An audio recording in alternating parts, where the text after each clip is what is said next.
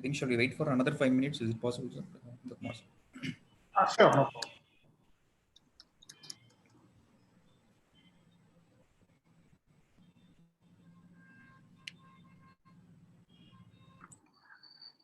I think we just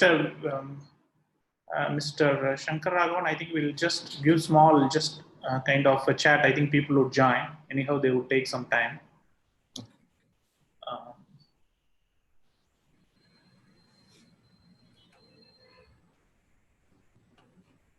Yeah, so people are getting it, so that I think you can just initiate.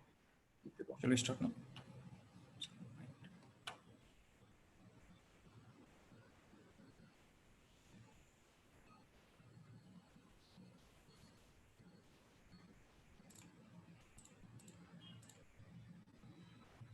Shall we start now, sir? Yes.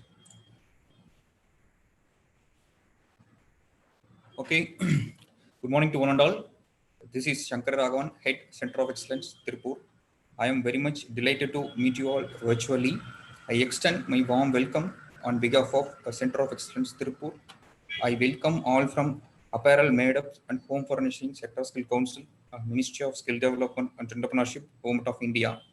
I welcome the speaker, Mr. Nandakumar, Principal Consultant and Managing Partner at Skilift Consulting, who has consulting experience of more than 7 years in 8 countries, including India, Sri Lanka, Vietnam, Bangladesh, Eastern Europe, and Central Asia. Carried out consulting and training over 60 factories. He is a registered master trainer for ITZ, USAID. He has implemented around 25 programs in India and overseas, like IE and supervisory training. He is a graduate from NIFT, Bangalore, and he did exchange program in Inside France. I'm really happy to welcome you, sir. Then I extend my warm welcome to Mr. Ramesh Kumar, Managing Partner, Skilift Consulting, who is the reason for making this event happen. So I welcome all the associates from Skilift Consulting. At last, I welcome all the participants who were from all over the country. Once again, I welcome you all for this wonderful webinar. So before moving on to the topic, I would like to share very useful and informative things about the Center of Excellence, which is situated at 60 feet road, Tirupur. Center of Excellence was established by MSDE Secretary Dr. KP Krishnan on 27th December 2018. The aim of establishing the Center of Excellence is to facilitate B2B and B2C to the industry. COE has a state-of-the-art manufacturing setup, and the activities consist of training and R&D. So training portion consists of TOT, that means training of trainers, and another portion is training of assessors. Both of them play a major role in SSA activity. Apart from that, we conduct a management development program at our Center of Excellence. So offline and online courses, specialization in cost-effective manufacturing, merchandising, quality assurance, product management, industrial engineering, and marketing also. Besides, we offer programs for students, which is called student development programs. We spoke about this before. So we conducted STP in the last semester for Kumaraguru College of Technology and Hindustan College of Arts and Science and Angel College also. So aim of conducting STP for students is to update their knowledge and make them learn about the industrial experience. So in order to support the students, we give free placements and internship programs as well. So we do project consultation and advanced courses also. Moreover, the faculty development program in association with AACT is also conducted to have informed faculties in engineering colleges. We also conduct many programs to upskill the industry peoples. In addition to that, we offer customized programs that are possible with machines available at COE. So next one, R&D. So R&D portion consists of a makerspace, pay and use facilities, project consultation, and startup incubation. In the makerspace, there is an option. If you have a certain amount of fabric to cut, you can use our machineries for cutting and to convert your fabric into cut parts. So it is chargeable when compared to other industries, but it is very minimal amount. Due to some legal matters, we yet to start, but it will be started soon. So then pay and use facilities. Pay and use facilities for machines is also available on hourly and daily basis. The next, which I want to share an important thing, the next is project consultation. We have an expert consultancy agency in our panel. We can depute in your companies our panel members who are capable of doing assessment of your factory. Then they give suggestions and for improvement in productivity. They implement in method engineering and 5 years concepts also. So project consultation is more beneficial to the companies. So obviously it is chargeable. We have a startup incubation services. We can give A to Z business startup solutions like layout, planning, then purchase of machineries and raw material sourcing part. So which is called startup incubation. So for your kind information, we have 48 sewing machines, including zigzag, buttonholes, power tack, multi-thread machines, etc., and sewing pot. Then we have CAD setup, including photo digitizer and plotter. We have 12 head embroidery machines. Then we have Bulmer cutter and spreader. Also, we have trimming and ironing machines inside the premises. So hereby, I would request all of you to just pay a single visit to have a first-hand experience at our Center of Excellence. So, okay, this is all with the introduction part about Center of Excellence, which I wanted to convey you.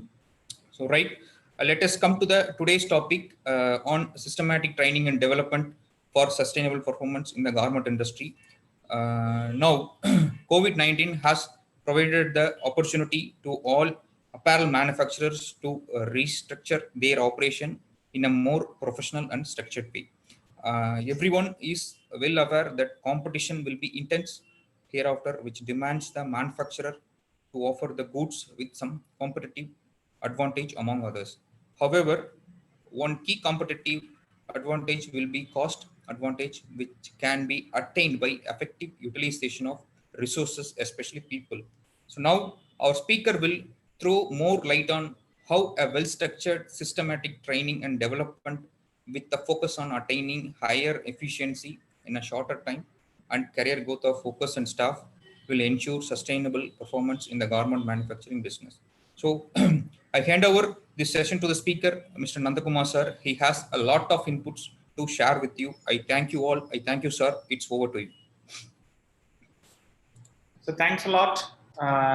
First of all, I welcome everyone, and then thanks to Mr. Shankar Raghavan for a kind of excellent introduction. And then it's good, like all initiatives the sector scale council is going to take is going to have a big leap in the performance of the garment industry. Best wishes for all your new initiatives also, sir. So thanks for your time. Yes, guys, it's nice to see everyone because we are conducting this as a regular webinar session for the industry people and for the college fraternity also, to ensure to learn how much possible during this particular pandemic time. Because as Mr. Shankar Raghavan has told, now it's a time we have to push ourselves to the next level. Otherwise, we will be out of 100 people only. We have to show ourselves we are quite unique. So the only way is to enhance your knowledge and skill. So for this particular, with this kind of good objective only, the Skilift management has decided to carry out many webinar sessions, and we would be very happy to carry out this session with the Sector Skill Council, as they are core into training and development, and then they are doing a lot of initiatives like that. So I'm sure this particular session would be of great use to you. Again, the topic like systematic training and development, why we are just bringing selected this particular topic for this webinar. This would be an interesting question to you. The only reason is it has not been explored much. I have seen many corporates along my team also. Along with my team, we worked with more than around 60 to 70 clients. Personally, I worked with more than 100 clients, but I could not see a very well-structured systematic training and development. I'm not saying the factories are doing a training program, they're doing it, but how well it is structured and how the people are being, rewarded or measured out of this particular training program is still remain a big vacuum. So in this context only, we have to utilize the resource to the maximum, that is the people. If we need to ensure we are utilizing the resource to the maximum, then we should have a very structured development mechanism for the people so that they learn efficiently and then they implement continuously.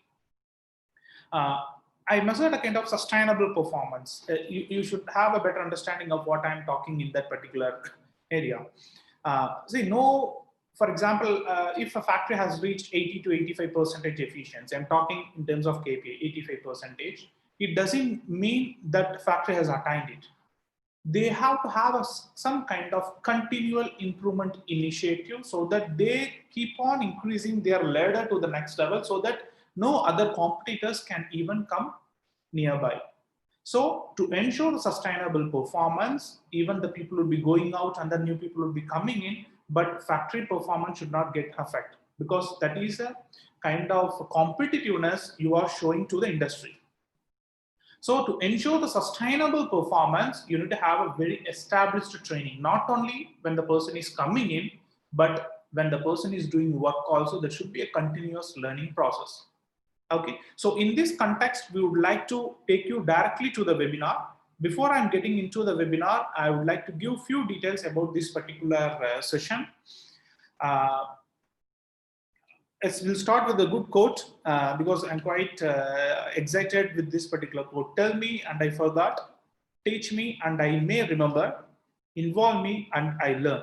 Okay, so whenever the training is happening, whenever some learning is happening, you have to involve yourself in terms of some kind of practical or games so that you learn it and then you can implement it.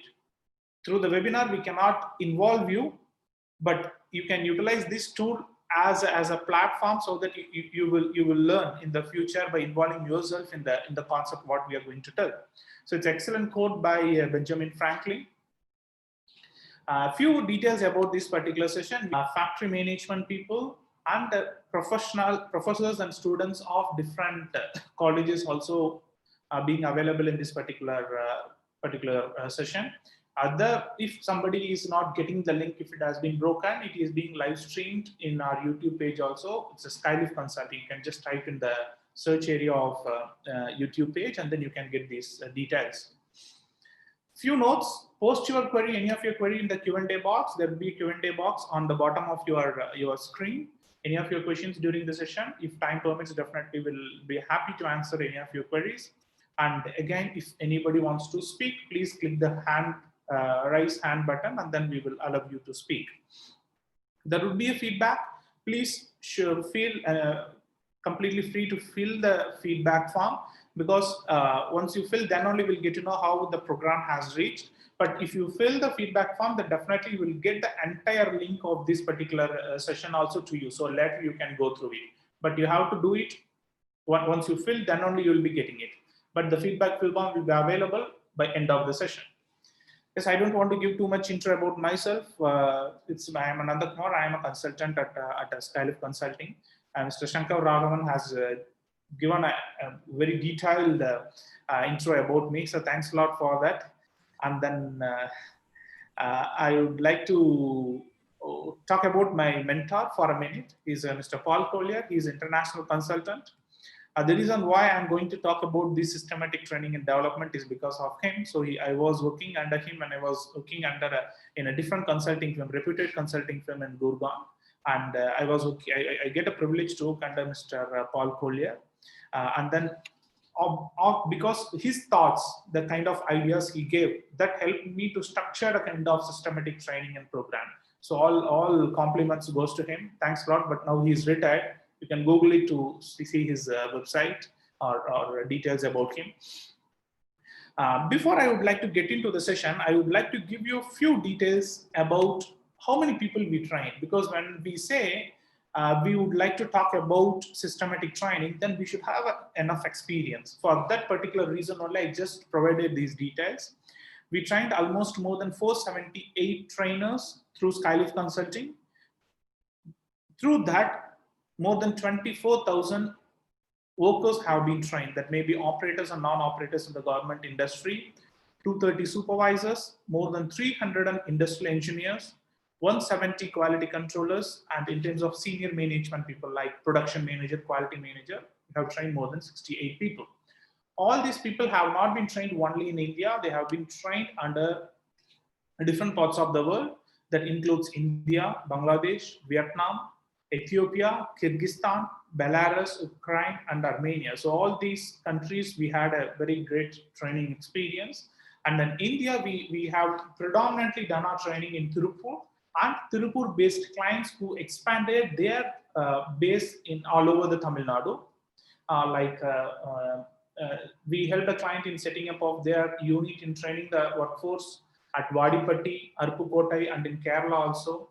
And Aditya Birla, we are working with them for more than 3 years, Karnataka and Odisha. So these areas like we are having our training experiences.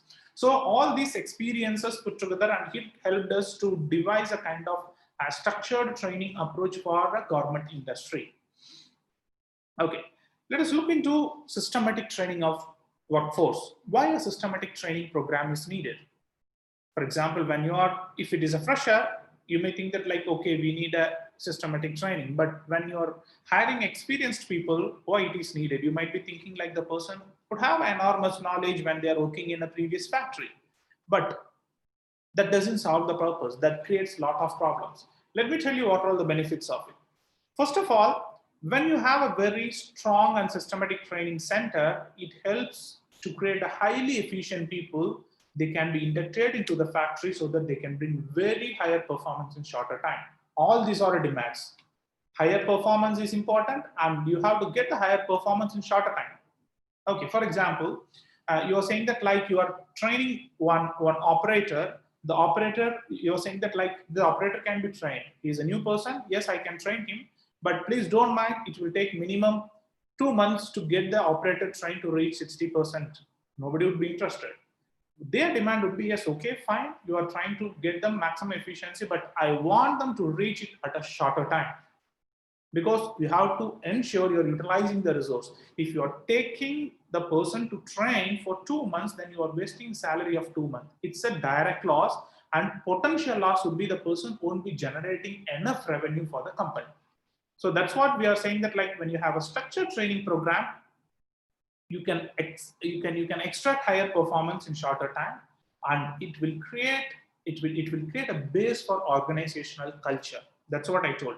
Any person is coming from different background or different company, unless he's being inducted into a proper training center of that particular corporate organization, then creating a culture will be a big problem. Okay, so organizational culture can be built through that. The factories can expand.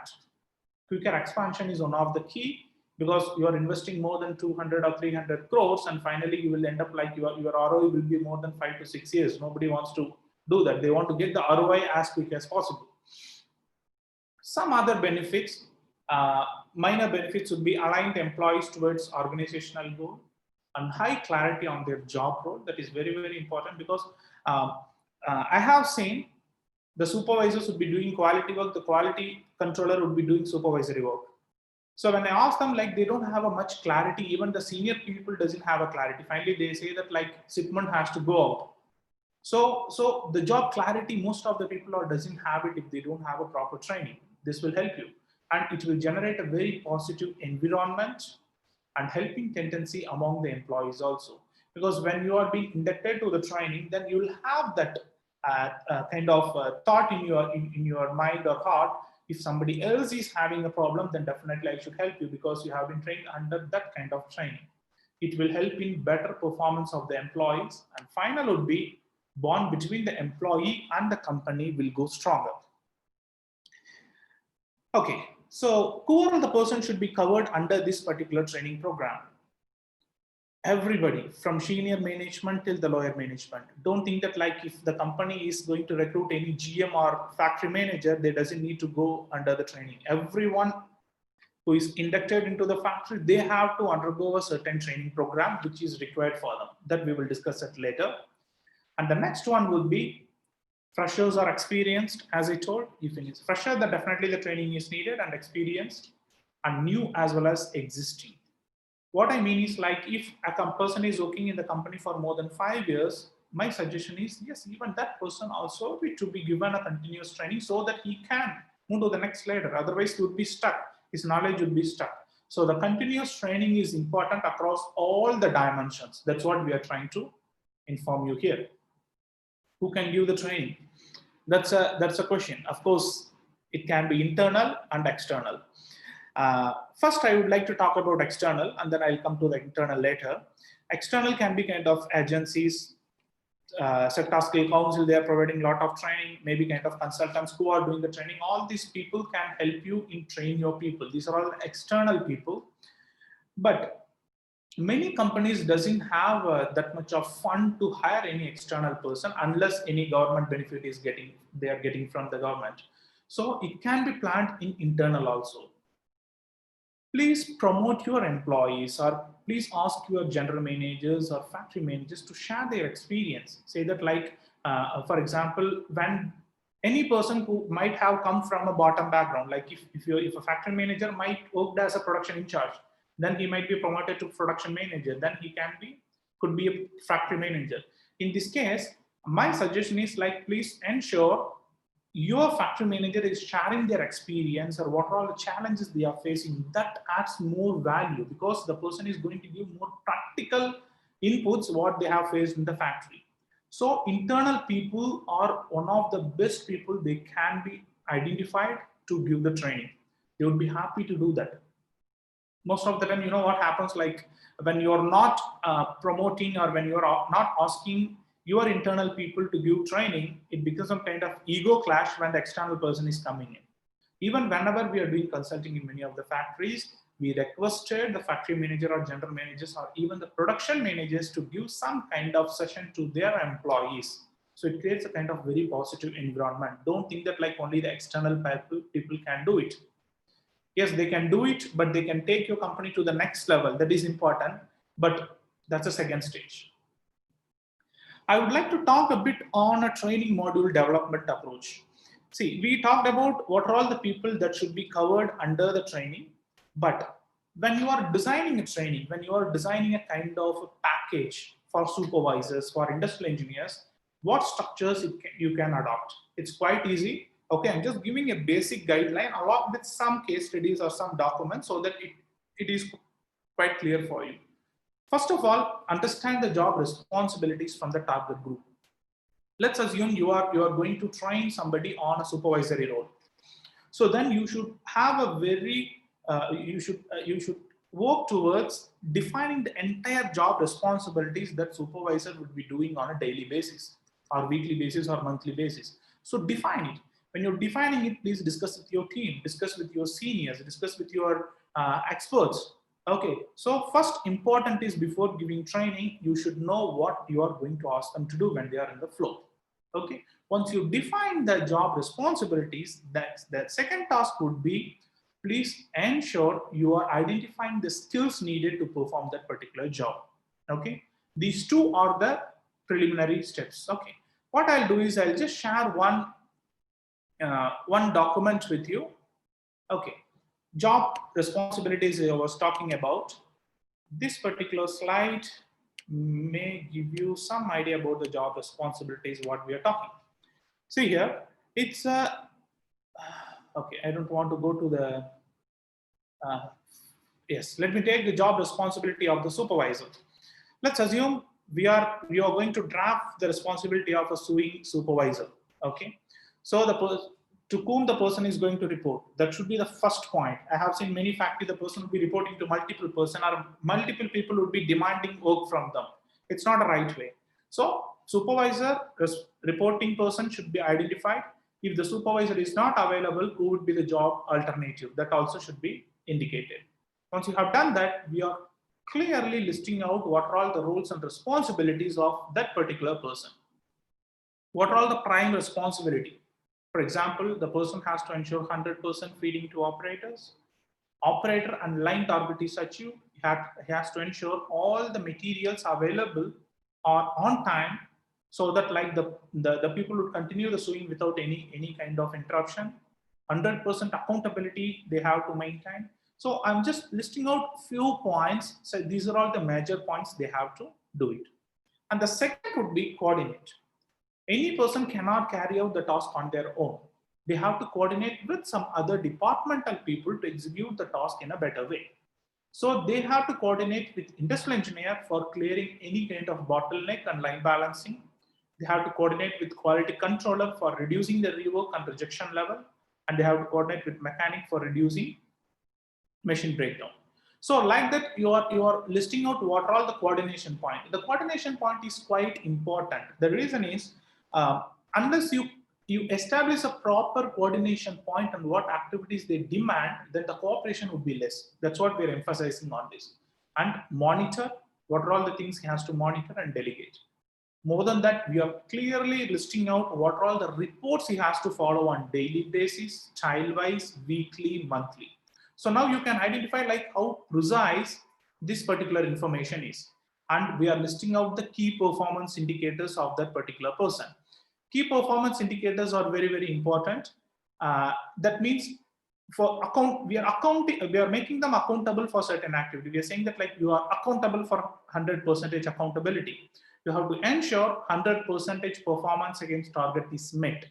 So like that, we are defining it. Please understood, whenever you are defining the key performance indicator, that should be accountable. Unless if you don't define it properly, then you are not instructing, you are not telling them what is expected from them. So hope you got it. The first point is clearly define the job responsibilities. Once you define it, then definitely through that you can easily identify what are all the skills needed from them. For example, this is a different topic. I'm not giving only for supervisor. This is for trainer. I already frozen the responsibilities of trainer.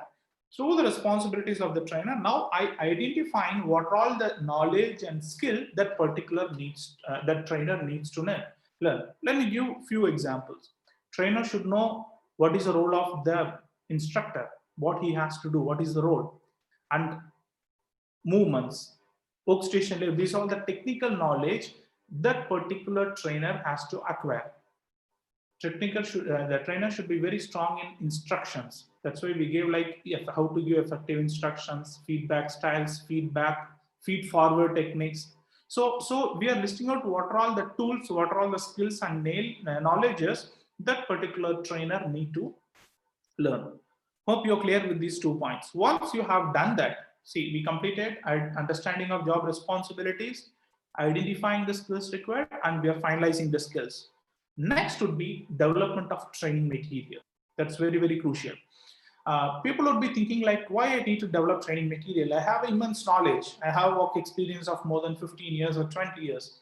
So that's fine, sir. But the knowledge what you have in 15 years, it has to be put in a very structured way so that the participants, the person who is receiving that particular knowledge, can able to perceive it quite easily. For that purpose only, you have to have very clear kind of development of training materials. The development of training material should not be very theoretical. Okay, it should include concept. As I told, concepts are quite important to explain. Videos, case studies, any kind of examples, because you should not expect all the participants is having your IQ. You have to go down to their level, so that like you have to give a lot of examples, some conceptual games or case studies for them to realize and understand the importance of this training, to understand the importance of the concept. So through this particular way, you would be developing the training material for your for the participant. Once you have done that, the next thing what I would recommend is digitize the training content. Digitization is very important, and nowadays everything is going digitized. Like before COVID-19 pandemic, for example, I was presenting some another webinar 2 weeks back. The interesting question came up. How far you are confident like apparel industry is going to digitized in a digitized way, kind of mainly the retail? I told it's completely changing. Many of the US buyers and European buyers are shutting their physical stores, and then they started to move towards a kind of a digital channel. One major buyer was investing only 10% of their entire turnover. They're expecting only 10% revenue from digital. Now they expanded that to 25%. So now you understand like digitization plays a major role. In the same way, the digitization can be done for your training also. Let me tell you why we need a digitization, how it helps in a long-term performance. We have a digitized content, we have a digitized material for many of our training material that is available in our website and our YouTube page. So the important need of the digitized material is when you are making it digitized, you are not diluting in your delivery. So you're maintaining this what you say, the seriousness, or you're maintaining the effectiveness of the training program. So always ensure your training material is digitized. If any person is going out from the company, also you have a digitized content that will act as a base for any new people who will be coming in. Even if 1,000 people you are training, everybody would be trained in the same way because the content is digitized. So digitization plays a major role, and then please focus on the digitization also. We are working with one of the corporate in digitizing their entire training material in India. Okay, so let me take to the next one, development of monitoring and evaluation methods. See, as I told, there should be a quantifiable target for whatever the activity we are doing. Mr. Paul Collier, he always put one word in our thoughts whenever we do QQT. There should be a quality, quantity in time. The target should be met within quality, quantity in time. So for that, key performance indicators plays a major role. So you have to have a very precise key performance indicators against each role, and you have to monitor them. Then only you will get to know whether the training is very effective or not. Hope it is clear, guys. Now I explained how you can develop the training material or training content for your particular, any kind of job role you want to train. The next thing would be, what would be the training flow? How the training flow should be organized, or how it should be arranged. Okay. So before I'm getting into the session, I would like to answer a few queries. I already got few queries through the registered people who have done it, who have sent an email to me saying that please ensure you are answering all these questions. I'm quite happy for their the involvement. Okay. So there, one question would be how far this training and development, the importance, yes, we are completely agreeing, but how the companies would receive it, how the company would take it seriously on the request of training and development. Because still we feel now the competition is over, now the people would be reducing the cost more, and then they would like to focus more on the shipment only, they won't focus on the systematic training and development. So it's not like that. They don't have option. Okay. Already the profit margin have been squeezed, and then it has been reduced to single digit level. But now, unless you improve, the factory improves themselves, then definitely they will be in loss. Okay. So they don't have option. They have to move in a professional way unless they cannot be sustained in the market. And one more thing, let me tell you, now the buyer also looking for a more sustainable, manufacturers. What happens, if they have 10 suppliers, the supplier who is giving more reduced cost with better quality, they would like to go with them. But now things would be changed. They would like to ensure they are getting very sustainable person, the person whom they can trust in, the person who can satisfy any kind of emergency requirement. So when you want to have a sustainable model, unless a professional structure is available, the buyers won't select the manufacturers. So in this case, the manufacturer will be pushed to perform in a professional way. So please take a note of that. That definitely it would happen. Okay. So I have two more questions that I would address at a later stage, and then I would like to move to the next one, training flow.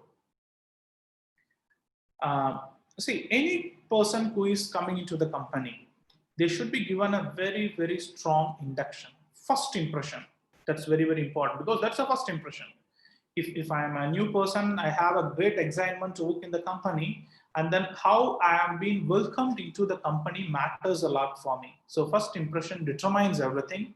So that's quite, please ensure you are giving strong induction. I'll give you a few tips about how the induction should be. I have seen induction program of a factory. I was in Ethiopia, and then I was asking them to participate in induction program to see how it is going, and then they're asking me to give feedback. So they're talking about their entire history. The company has been started on that particular year with this much people, and it has been extended to this much. So this is the time they got certification. These are all the people, the partners name, everything. That's not exciting. It becomes boring after some time, because the participants would like to know what benefits, what kind of career growth they will get into the company. That should be the part of the induction. You can share about a success story of one person who was with that particular company for more than 5 years. This is a great company you're coming in. The person has joined as a supervisor. Within 8 years, the person has been promoted to factory manager, and then he's earning this much of money. That creates a kind of great interest to them. And explain what are the benefits they would be getting in the company when compared to other competitors. So induction should be highly impressive if you want to make it impressive, and then you have to talk what is needed for the participants. And the next one is company policy and procedures. Certain policy and procedures you have to be very strong on day one. For example, work timing. You're saying that like you have to come on 8:55, then fine. You just make it very, very precisely clear what are all the points you are very strong in that. You don't put it at later time. What are all the company policies and procedures? Please be very, very specific, and then please be quantifiable to them. And safety and welfare. Don't think that like we put this particular point post-pandemic. This is into our training curriculum long time back. Okay, safety and welfare of the employees must, and especially the workers. When you are dealing with the workers, and the safety and welfare plays a major role. So please ensure like you would be demonstrating all the safety and safety and hygiene things. Don't ask them to just wear the mask, put the gloves. There is no point. You have to explain the consequence if they are not performing. What would happen? They have to wear most of the gents have to wear the mask. You have to explain the consequence. Okay, please ensure whenever you are explaining any point, or when you are explaining some safety points to them, the consequence is important, and you can give some examples also. Say that like the person have not followed these safety norms, the person has got this much of affected because of this. Maybe the needle has gone into the finger. So always give with examples and the kind of consequence they would be facing it. That's quite important. And the next one would be quality management system training. It is a quite detailed one. I will come up. The first 3 stages, I hope it would be clear. Induction, company policy and procedures, safety and welfare. It can be provided maximum 1 or 2 days, or it can be split into small pieces like drip feed. Don't give everything on day one. Okay, for example, induction you have around 15 or 20 points, and then safety you have 20 or 30 points. If you give everything in day one, then definitely they don't remember. So my suggestion is like give a little bit, give 5 points. Okay, and next day you ask them to do some other activity, and then give another 5 points. So drip feed is very important, then only it will register on their mind. But whenever you are training, there should be a kind of feedback mechanism. Show, tell, check, and understand. Whenever you are showing and telling something, then either you should have some kind of, you have to check the understanding, whatever has been taught to them through a kind of question and answer, or through a kind of viva voce. Then only people would be more curious to learn. Otherwise, it's like watching the movie and then they would just run away. So important is checking the understanding of what has been taught to them. So as we completed around these 3 topics, I would like to move to the 4th one, that is quality management system. Quality management system is a major point. The reason to have a quality management system is to ensure you're giving a complete picture to them, like what this company stands for, how the entire company works on, like SOPs, processes, what is the objective. So it is going to give an entire outline. So the first level in a quality management system is you should clearly define the vision and mission for the company. If you don't have any vision and mission, please define it. Most of the companies are having mission also, but please ensure you are quantifying to a certain extent. For example, let's assume I'm one of the, I'm having a factory. My mission would be like, I would like to take my factory to around 90% efficiency level. And then I would like to control the cost per minute under 2 rupee. Please clearly tell them what the company as a whole they are looking for, what is their objective, what is their aim.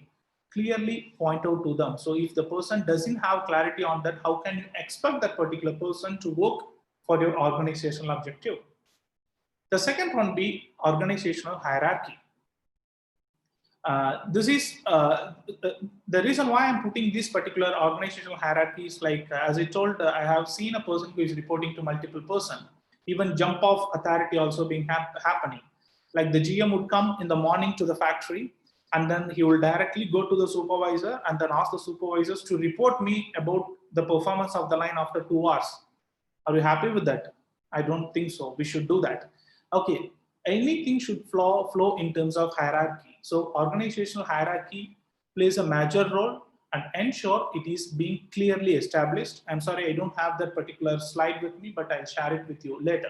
So you should have a very clear organizational hierarchy for your factory. The next one, I can say it would be departmental targets. Okay, departmental targets, as I told, if I want to achieve 90% efficiency in terms of factory level, then all my departments from cutting, sewing, finishing, packing has to reach minimum 95. If all these departments met 95, then only my factory efficiency would be 90. So please have a very, very clear, defined targets for departmental objective. I would like to give one example about industrial engineering. We defined the departmental objective for all the departments as a same sample, like I would like to talk about industrial engineering. Okay. Yes. So here you can see, this is for one of our client, the factory efficiency has to be above 65%. This is for industrial engineering. Okay. We are defining the targets for that particular department. And then we are precisely saying that, like, first day, any line should reach 40%. Sixth day, they should reach 60. 10th day, they should reach 70. And then workers' skill level should be maintained above 80%. These are all the targets we are setting precisely for the industrial engineering department. Workers' skill gap should be less than 5%. Any kind of bottleneck issues which is happening, the floor should be cleared within 2 hours. So now you got it, like we are precisely defining what are all the kind of targets that can be set for that particular department. Okay, so it gives them more clarity. Okay, I'm going to work in that particular department, so I know what I have to do it. What is my responsibility? What are all the targets I should aim for? What are all the scope areas I should aim for? So departmental targets are very, very important. Once you have done that, the next one would be process flow or SOPs. Any activity would be having a kind of sequence. This is I can say this process flow is the DNA of a company. Okay, you don't need to give a massive training for the process flow. You just need to create a kind of flow chart how the activity in the company would fall. I'll just give one example of grievance handling. Okay, this may give you some idea about process flow. For example, if any person is having inside my company, see here, this is the process flow. Okay. Yes. So welfare officer to attend all committee meetings held within the factory. That's the first step. And they can do it in two ways. Either they can go around the factory on a daily basis, or they can conduct team meetings within line with the workers, and they have to record the grievance. Once if the grievance is available, then you'll be seeing whether it's an internal grievance or external. I'm just giving an example only here. So internal grievance, you have to solve the action within 2 days. If it's external, yes, they have a privilege to solve it within 6 days. If it is solved, what is the status? If it is not solved, what is the status? Like that, each department should have a very clear set of process flows. I can say there are more than 40 to 50 process flows which is available. Sorry, I'm not 40 to 50. There are 120 process flows which is available across the garment industry from cut to pack. So it clears. For example, I have a confusion. I know something is not working as per the requirement. I'm just going to verify the process flow, check what would be the condition. Okay, if this is the case, I have to verify the other parameters. If this is the case, I have to go to report to my senior. So they have a better clarity. Many factory doesn't have a process flow. You know what happens is like they got stuck.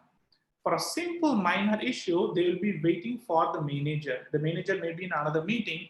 The person will be available only after 4 hours. After 4 hours, he will come and ask like, it's a minor issue. Why don't you wait for me? You should have taken the decision. This kind of problem can be avoided once you have a very established process flow inside the factory.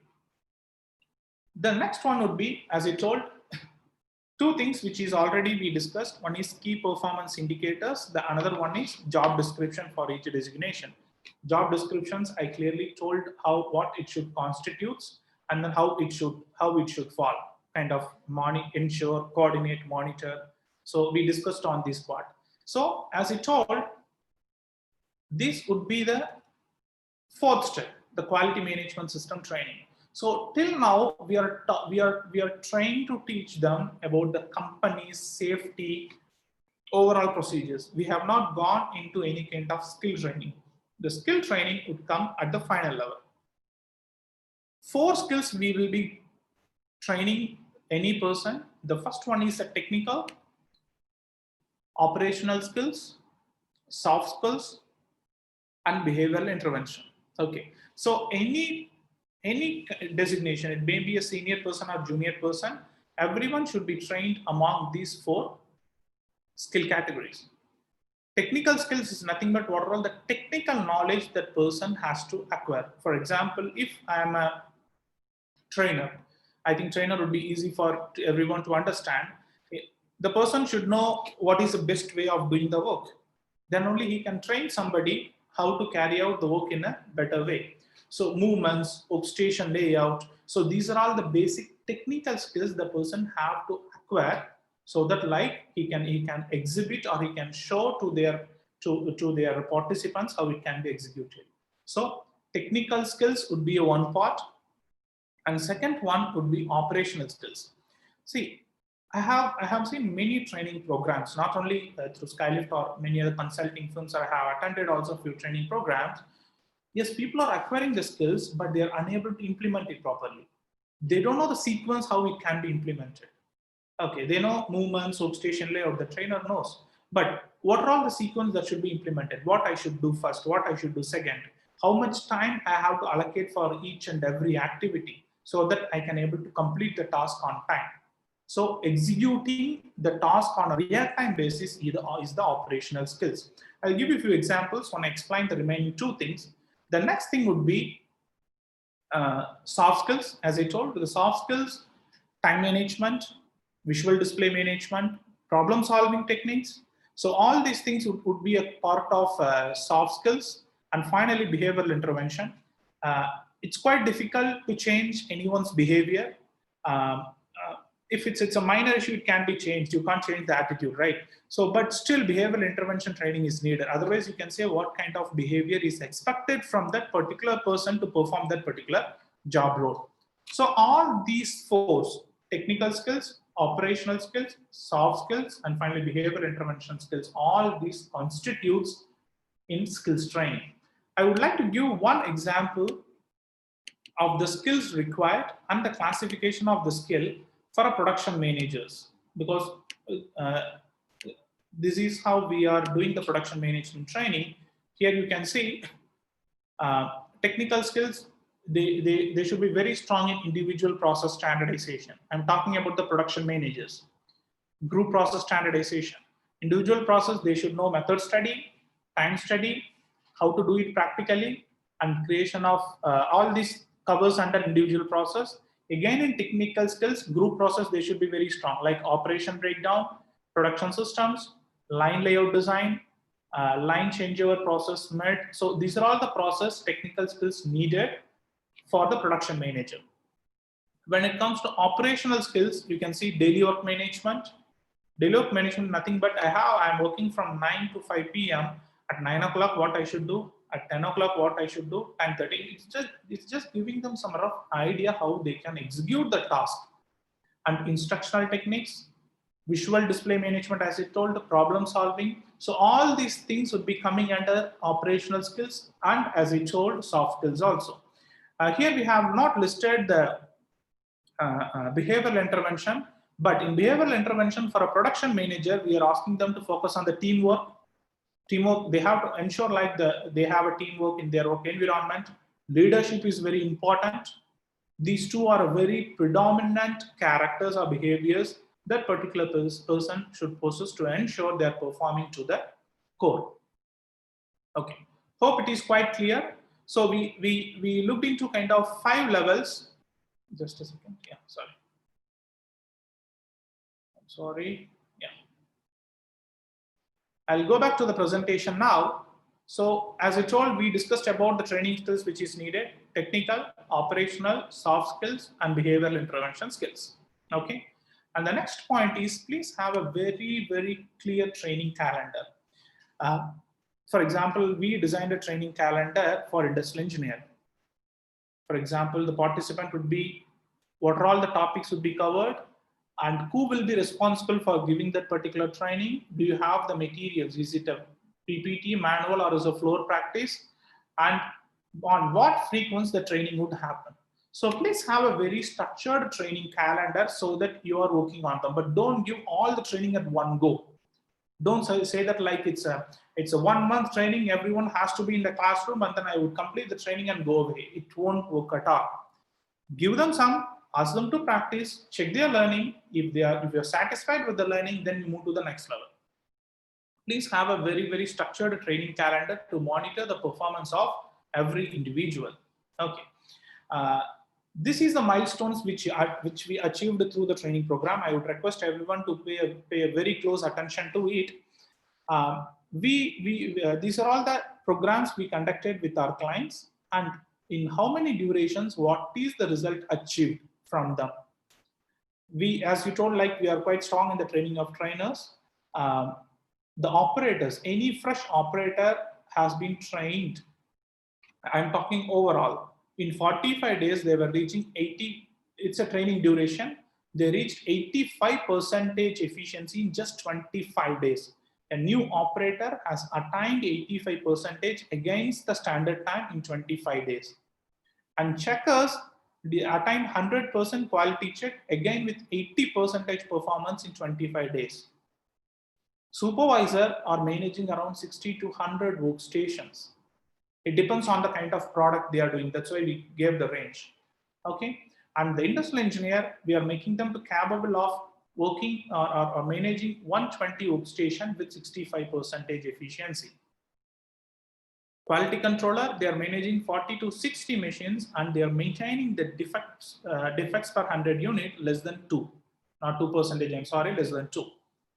And the process engineers is nothing but a kind of production managers. They were maintaining around 120 workstation with 65%. You can see how much is the training duration. This training duration comprises of theory and practical. Okay, don't think that like it's only theory. They would be doing more than 60%, it would be practical. People would be thinking like, for example, let me take supervisor. They'll be worried like 30 days I have to give training. I'm going to waste around 1 month's salary. Sir, see the benefit out of it. After 1 month, the person is going to manage around 60 to 100 workstations without any support. Most of the time, whenever we are talking about a structured training, people would look only into short-term benefit. They won't bother about the long-term benefit they would be getting it. Okay, so always focus on the long-term benefit. Investing for 1 or 1.5 month training is going to give you a very, very high payback. So focus on that, and then definitely you can achieve a very good results, and your employees can deliver a higher performance again in a shorter time. Okay, so this is a milestone which we achieved, and then I was shared with you. You can go through our website. You can see more case studies, or in terms of name, client name, everything, where we have achieved all these things. Yes, I would like to answer for any queries if somebody is having it.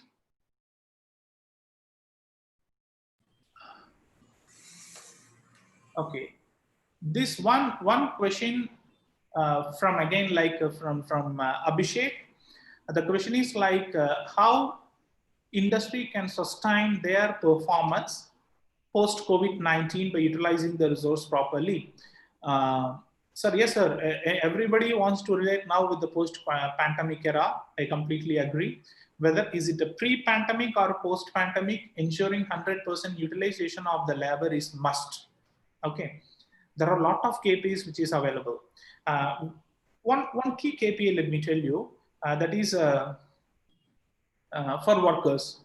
We always talk about the skill level. The skill level of the operator should be above 80 or 85%. Okay, but there is a term called the skill gap. Skill gap is nothing but what is the expected skill or what is the needed skill for the factory, but what skill is available. For example, I have 100 operators. Let me specific, like I need 5% who would be doing cover seam operation.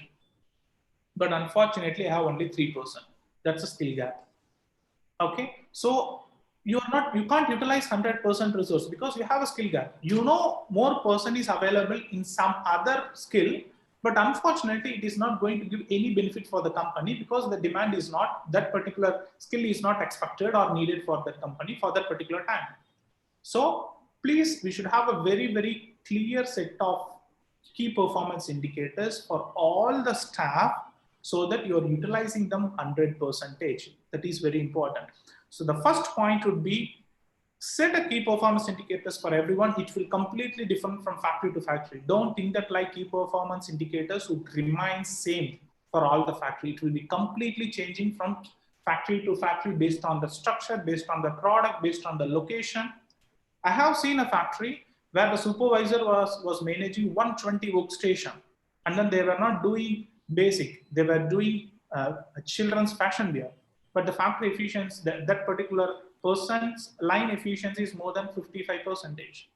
So it depends entirely on the location, the skill of the person, but please ensure you're defining it and utilizing them 100%. Unless you utilize, because the people are the person who are directing it, who are directing the entire show. Materials cannot direct anything. The person only directing how the material efficiency should be.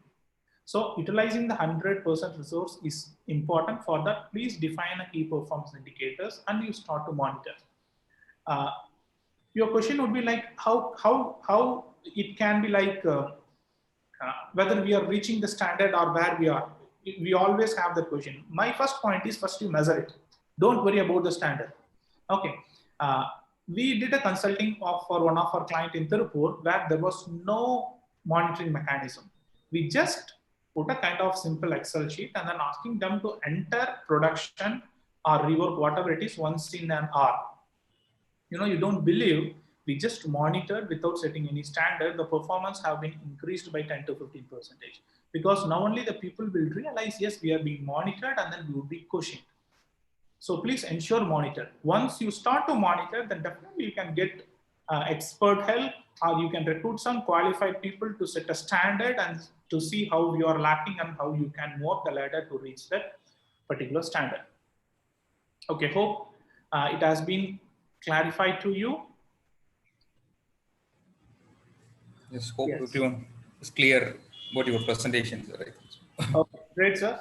And then I'll just take few minutes. I don't take too much of time now. It's almost 15 minutes. I'll just take 2 minutes to explain one topic which is related with the systematic training and development.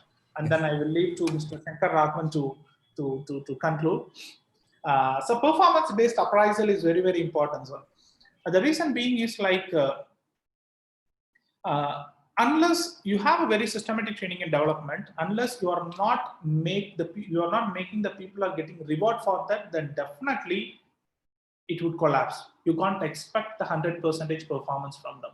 So please ensure you are having a very strong performance-based appraisal system. I'll just give you a few points, benefits of that. It would motivate the performers. And then one more thing, you are sharing only when the revenue is being generated. And then it gives better remuneration for employees. I have seen, we have a performance based. For time being, Skilift doesn't have, because 3 months, you know, it's a complete collapse, but all our employees were working on a performance based remuneration only. They were getting better revenue than the standard one, which I believe. It helps in elimination of non-performers, or it would motivate the non-performer to perform. And it enables teamwork. So ensure like any performance should be a kind of group. It should not be individual one.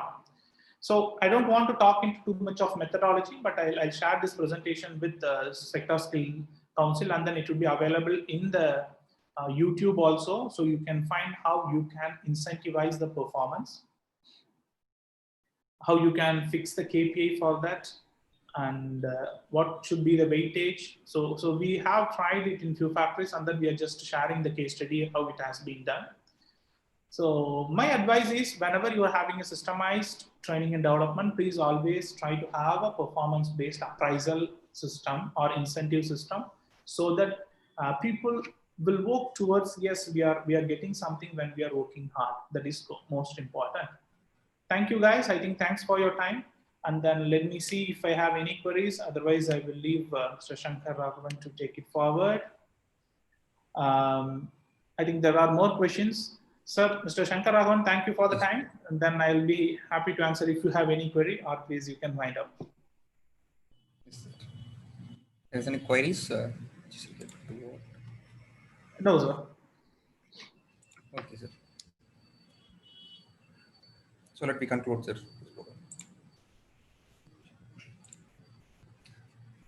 Right, this is excellent presentation. Thank you, Nandakumar sir.